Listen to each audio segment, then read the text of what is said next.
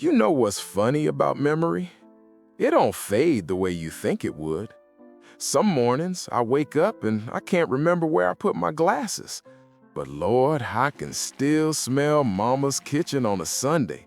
That cornbread, bacon, greens simmering on the stove, and that particular scent of Dixie peach hair grease mixed with evening and Paris perfume that every black woman seemed to wear back then. That smell could travel 3 houses down, and you knew exactly whose mama was cooking. We didn't have much back in those days. Let me be clear about that. But what we had, we made count. And what we didn't have, we made up for with community, with creativity, with love that ran deeper than any hardship could reach. These things I'm about to tell you, they ain't in no history book. They're written in the creases of old photo albums, in the worn spots on kitchen floors, in the memories of folks who lived it and loved through it. So settle in, baby. Let me take you back. The plastic on everything. First thing you noticed walking into any black household worth its salt, everything was covered in plastic. And I mean everything. The good couch in the living room, plastic slipcovers so thick you'd slide right off if you tried to sit down in your Sunday dress. Made this sound, squeak, squeak, every time you moved. Mama would say, that furniture got to last, and she meant it. That couch was an investment, probably cost 3 months of Daddy's salary, and it was going to outlive us all if she had anything to say about it. Summers were the worst. You'd sit down in shorts, and your legs would stick to that plastic something terrible. Try to stand up quick, and you'd leave half your thigh skin behind. But nobody complained. That plastic meant we were doing all right, meant we had something worth protecting. The really fancy houses, they had plastic runners on the carpet too, leading from the front door to the good room. You could see your reflection in that plastic. It was so clean. And here's the thing, when company came over, that plastic stayed on. You think she was going to let folks sit on the actual fabric, not on your life. Better to have your guests sliding around like they were on ice skates than risk a stain that would last until Jesus came back. The smell of hot comb. Sunday, Saturday night into Sunday morning, that was hair time. Every black girl knows exactly what I'm talking about. You'd hear that hot comb heating up on the stove, metal against metal, and your stomach would drop just a little. You'd sit between your mama's or your auntie's knees on a pillow, head tilted just so, while she worked that straightening comb through your hair section by section. That smell, Lord have mercy. That smell of hair getting pressed was something you could taste in the back of your throat. Mix of Royal Crown hair grease, a little bit of burn if she got too close to your scalp, and that particular scent of heat changing the texture of black hair. Every Sunday morning, that smell filled every black household from Harlem to Houston. Sit still, girl, Mama would say, and you'd freeze like a statue because you already got your ear nicked once and learned your lesson. The kitchen would be warm from the stove, steam from somebody's bath still hanging in the air, and the radio playing low. Maybe Aretha, maybe Marvin. Your neck would start to ache, but you didn't dare move. And the result? Oh, honey, when she finished, you had the prettiest pressed hair, bouncing and swinging. You'd touch it all day, careful-like, because you knew by Tuesday it was going to start reverting, and by Friday you'd be right back to braids or a headscarf. But for that Sunday, you were Lena Horne and Diana Ross combined. Every mama and grandmama had her weapon of choice. Some had switches you'd have to pick yourself from the tree. And if you picked a tiny one, she'd go outside and get a bigger one herself. Others had belts or rulers sitting right there within reach. But the wooden spoon? That was the universal language. It hung on the wall or sat in the utensil jar by the stove. Mama didn't even have to use it most of the time. She'd just reach for it, slow and deliberate. And you'd straighten up immediately like your spine turned to steel. Do you want this? She'd say, tapping it against her palm. and you'd shake your head so fast you'd get dizzy. It wasn't about cruelty, though folks debate that now. It was about boundaries, about knowing actions had consequences. And we always knew one thing: we were loved. 5 minutes after the spoon came out, you'd be on Mama's lap. She'd be holding you, telling you she loved you, but that you had to do better next time. That wooden spoon taught us to think twice. It taught us to listen the first time. And in a world that wasn't always kind to black children, those lessons probably saved our lives more than once. Sunday dinner was non-negotiable. You didn't ask if there was Sunday dinner. You asked what time and who was bringing what.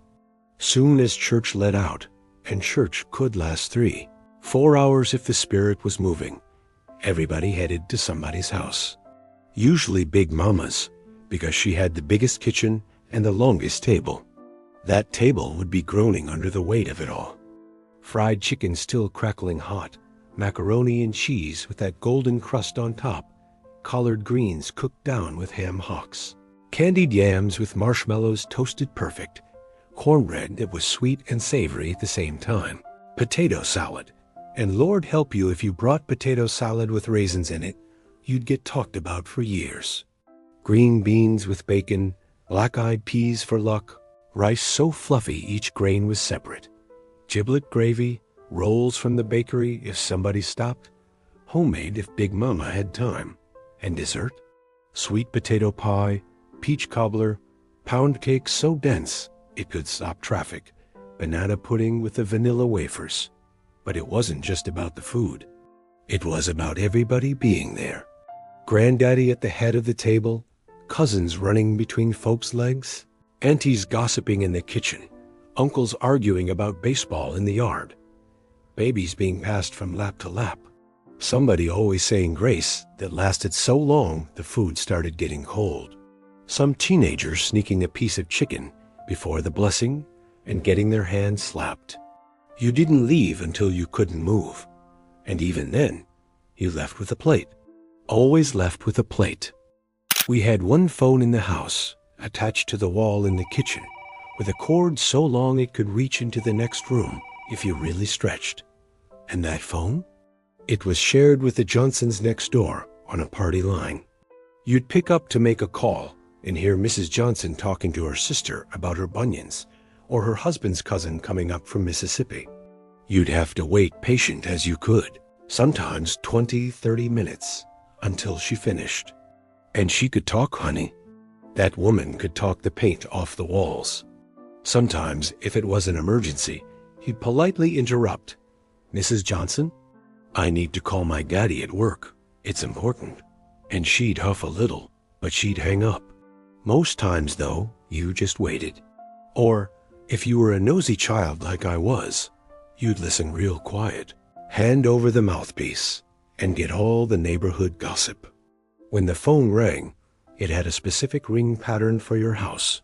2 short, 1 long for us, 3 short for the Johnsons. You had to pay attention, and everybody in the house would freeze when that phone rang because it could be news, good or bad.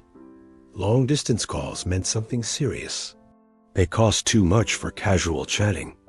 Teenagers couldn't monopolize the phone like they do now.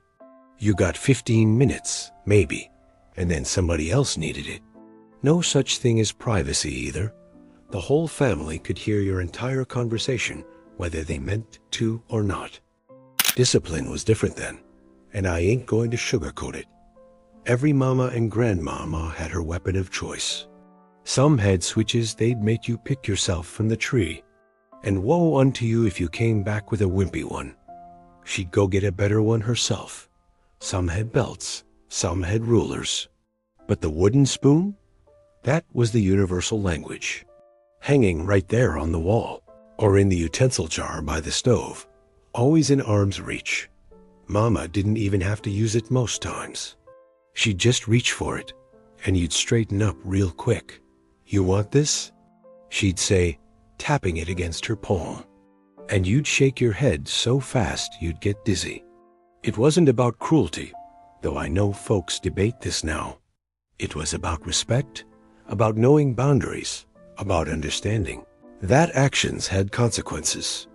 And here's what's true. We knew we were loved. That spoon came out when we'd done something we knew better than to do. And 5 minutes later, after the tears dried, we'd be sitting on that same mama's lap while she held us and told us she loved us, but we had to do better. That wooden spoon taught you to think twice, to listen the first time, to respect your elders. And in a world that wasn't always kind to black children, those lessons might have saved our lives more than once. In the living room, on the coffee table, or in a bowl on the dining table, every house had them: plastic grapes, wax apples, fake oranges that looked real enough you'd try to bite one if you were little and foolish. These weren't just decorations. They were status symbols. They said, we got taste. We know about the finer things. Never mind that we were eating government cheese and powdered milk for breakfast. That fake fruit said we were cultured. Mama would dust those grapes once a week, careful like, making sure each little grape was clean. The wax apples would get a little melted looking in the summer heat, but they stayed put. Some folks had ceramic fruit, even fancier.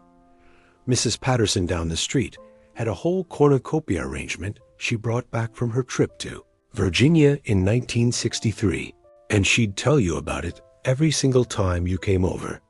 We laugh about it now, but there was pride in that fake fruit. It meant your house was put together. It meant you cared about appearances. It meant that even if you couldn't afford fresh fruit every week, you still had the idea of abundance sitting right there on your table. Every black family that was going somewhere had them, the Encyclopedia Britannica or World Book Encyclopedia. Sitting on the shelf in the good room, spines perfectly aligned, looking important. Salesmen came to the door, talking smooth about education and opportunity, about how these books would give your children the key to success. Daddy would put down a payment plan he couldn't quite afford because education meant everything. These books were going to be our ticket. Never mind that the library was free. These were ours, in our house, proof that we valued learning. Truth is, most of us opened them maybe twice. Once when they first arrived, flipping through pages full of words we didn't quite understand and pictures that showed a world we'd never seen. And maybe once for a school project, though half the time, the information was already outdated. But they looked good on that shelf. When company came over, they'd notice.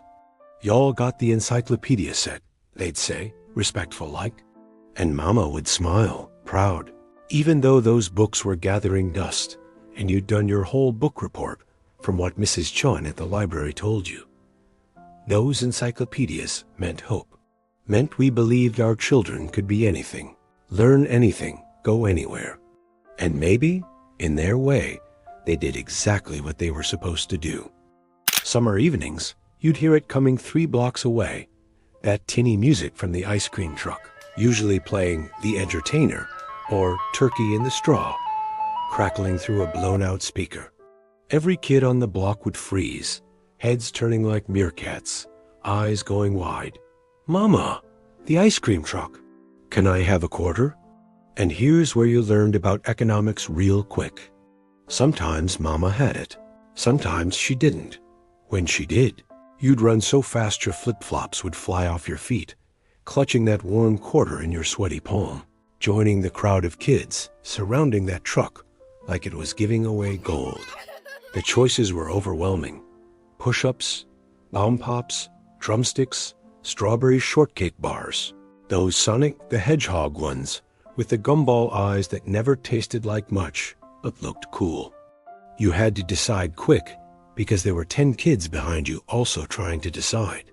When Mama didn't have the quarter, you'd watch from the porch, trying not to look too sad while your friends licked their ice cream. But you knew next time it'd be your turn. And some blessed neighbor would see you and say, "Come here, baby. I got you," and buy you something anyway. That ice cream truck music meant summer, meant freedom, meant childhood in a way nothing else did.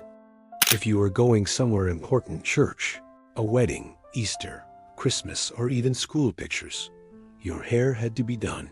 Not just done, but done. This was serious business. Saturday night was hair night if Sunday was special. You'd spend hours washing your hair, conditioning it with whatever oil-based product Mama swore was the best, then towel drying and sectioning it carefully before she pressed it straight and silky with that hot comb on the stove. When she finished pressing it, she'd curl the ends with the curling iron, also heated on that same stove, and you'd pray the whole time that she didn't burn your neck or your ear. The older you got, the earlier you had to wake up if you wanted to do your own hair. Sometimes 4 in the morning, because getting it right took time. And you had to be careful. One drop of rain, one hint of humidity, and all that hard work would kink right back up. We checked the weather forecast like our lives depended on it. Walking out the door with your hair freshly pressed, you moved different. Head held high, feeling pretty, knowing you looked good. Other black women would notice, give a knowing smile, a proud nod, and say, "Your hair is laid." That was one of the highest compliments you could get. And if it rained? Oh, honey, you'd see women running for cover like the sky had opened up. Scarves flying out of purses, newspapers held over heads, people diving for shelter because 30 seconds of rain could erase hours of work. These things I've told you about, they're gone now. Most of them, anyway. Progress took them, time changed them, and the world simply moved on. We've got cell phones now instead of party lines, streaming instead of 3 channels, stores that stay open 24 hours instead of the corner market that closed at 6. Some changes are good. Don't get it twisted. I'm not saying everything was better back then. We had less stress in some ways, more in others. We had community, but we also had segregation. We had love, but we also had struggle. We had joy, but we also had pain. Couldn't vote in some places, couldn't drink from certain fountains, couldn't live in certain neighborhoods. Don't let nostalgia make you forget that. But what we did have, that deep connection, that understanding, that we needed each other to survive, that respect for family and elders and community, some of that got lost. Kids now don't know their neighbors. Families eat in separate rooms, staring at screens. The village that raised us got scattered. Still, memory holds it, and those of us who lived it. And those who remember Grandmama's chair, the smell of Sunday dinner, and the sound of the ice cream truck coming down the block. We remember plastic on the furniture, government cheese, and everybody knowing everybody's business. We remember because it matters, because it shaped us into who we are, because those days, with all their hardship and all their beauty, they were ours, and nobody can take that away. So when you see an old person sitting on their porch, watching the neighborhood, lost in thought, maybe they're remembering when things were different, when family meant something specific, when community held you up even when the world tried to push you down. These 25 memories are just the beginning. Everyone who lived through those decades has 100 more, but they all add up to the same truth. We survived. We loved. We loved. We made something beautiful out of very little. And that, more than anything, is worth remembering.